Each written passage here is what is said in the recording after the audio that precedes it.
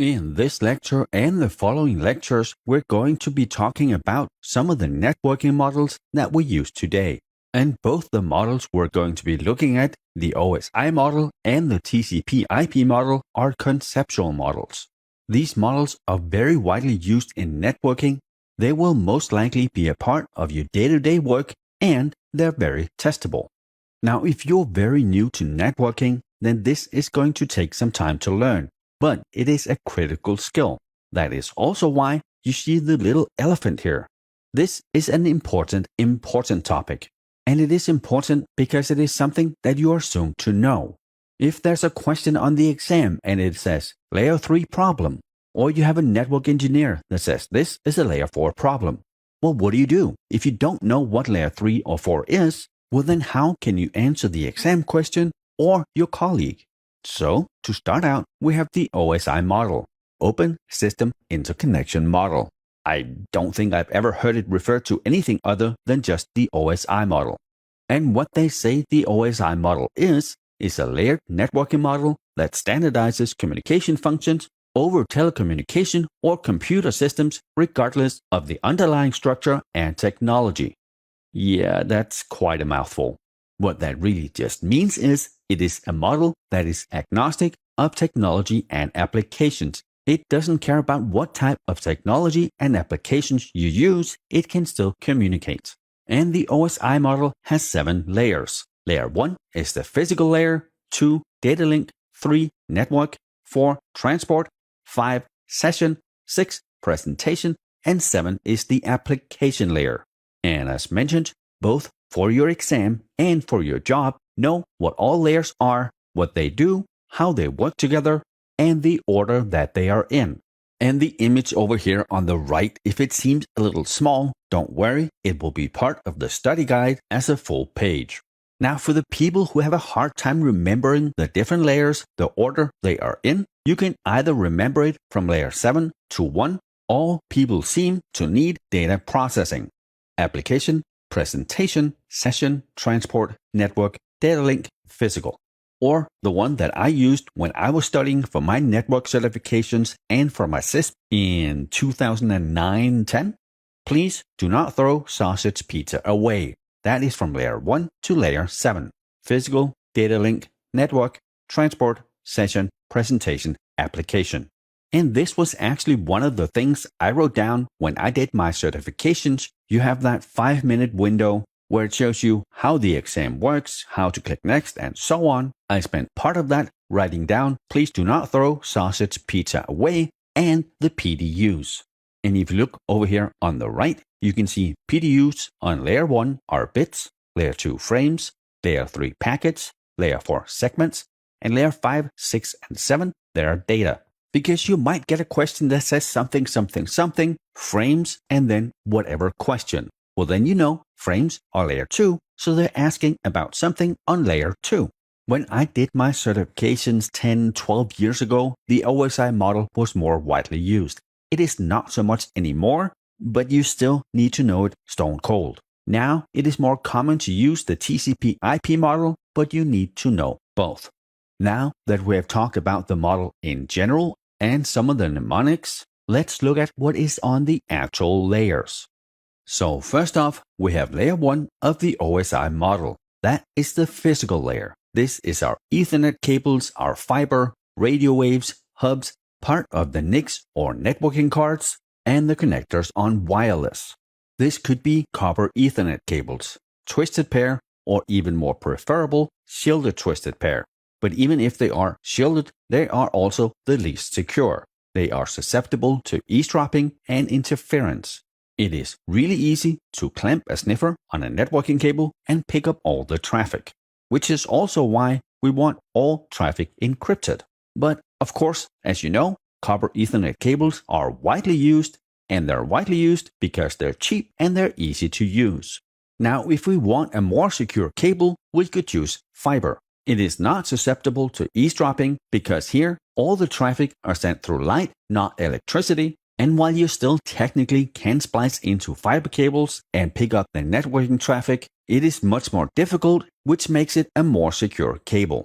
And the main reason we don't really use fiber cables all over the place is they are more expensive and they have little glass strands inside of them, meaning you can bend the cable in weird angles. If you do that, you break the glass in the cable and it will no longer work. Copper Ethernet cables you can be pretty rough with before they stop working. Now on the exam, if they say secure cable, assume fiber. If they say cheap cable, assume copper. If they say cheap, secure, again, fiber. While everything is based on a cost-benefit analysis, secure is always more important. And the $5 or $10 that a fiber cable is going to cost more is not really a problem. On layer 1, we also have our networking topologies. That is where our cables connect our devices.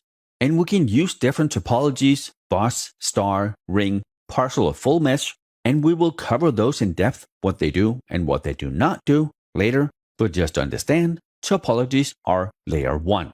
And then finally, for layer 1, we have some of the threats. That could be data emanation, theft, eavesdropping, sniffing, or interference.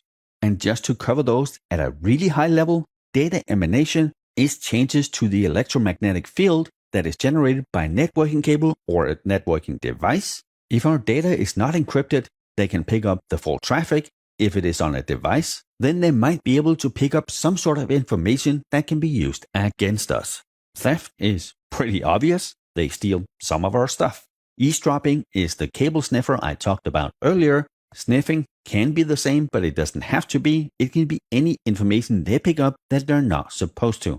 And then finally, interference. If I'm able to put out a lot of electromagnetic interference, that might block your copper Ethernet cables. The same with wireless. If I send a bunch of noise out on the 2.4 or the 5 GHz frequency, maybe you can't use your wireless. So that is layer 1. Layer 2 is the data link layer. This is where we transport our traffic between two nodes on the same network. Layer 2 uses LLC or logical link control for error detection, and this is also where we found our MAC addresses or our burnt-in addresses. They aren't really burned in as the name indicates, but they used to be. And MAC addresses are supposed to be a unique identifier for that specific network card. And I say supposed to be because MAC addresses can be changed or spoofed really easily.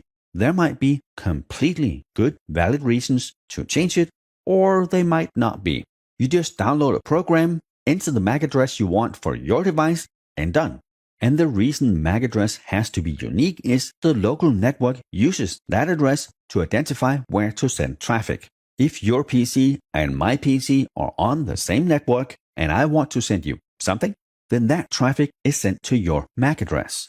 Now, if Bob wanted to steal that traffic, he could spoof your MAC address onto his device, and now he gets your traffic. Oversimplified, but you get the idea.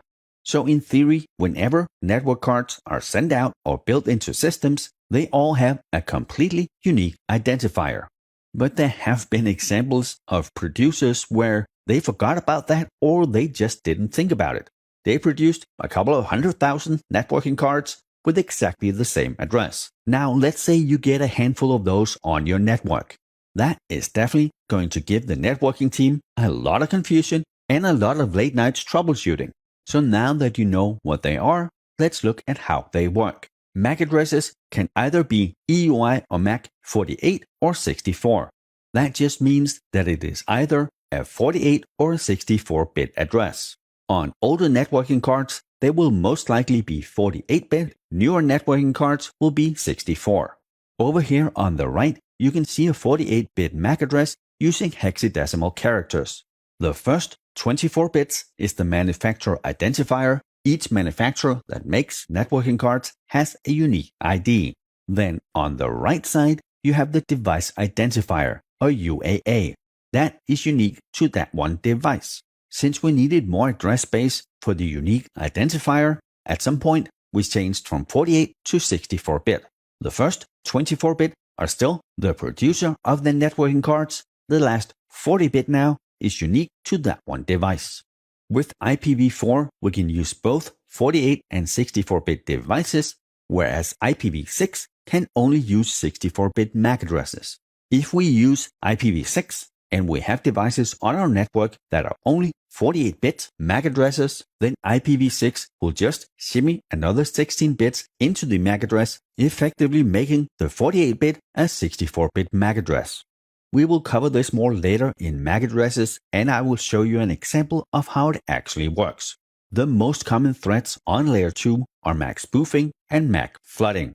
We already talked about the MAC spoofing, where someone pretends to be a MAC address that they're not. MAC flooding we will cover a little later, an attacker flooding our network with fake MAC addresses. Also, on Layer 2, we have the ARP protocol or Address Resolution Protocol. ARP is really a Layer 2-3 protocol. Some of what it does happens on Layer 2, some of what it does happens on Layer 3. Sometimes people refer to it as Layer 2.5.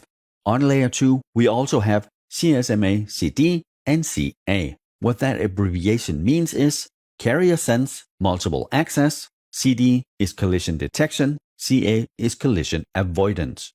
CSMA CD is what we use for Ethernet and in most of our networks.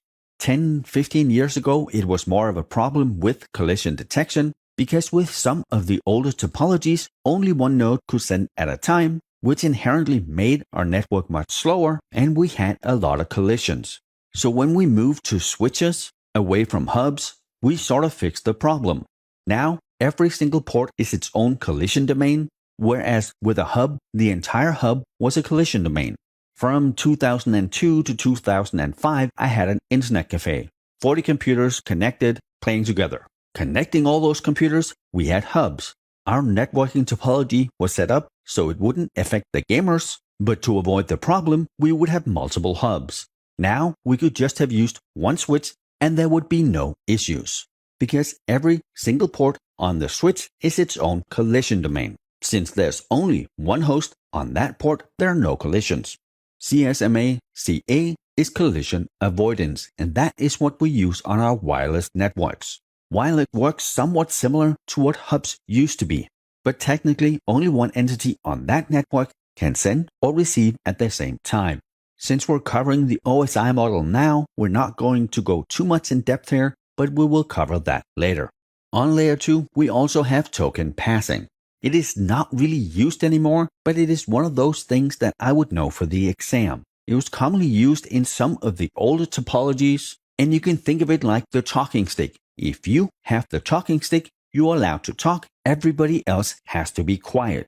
Now in a network, that would mean you have the stick, you have the token, you're allowed to send traffic, no one else can. If you don't have it, well then you can't send traffic. And with that, we're done with this lecture. We will start on Layer 3 in the next one.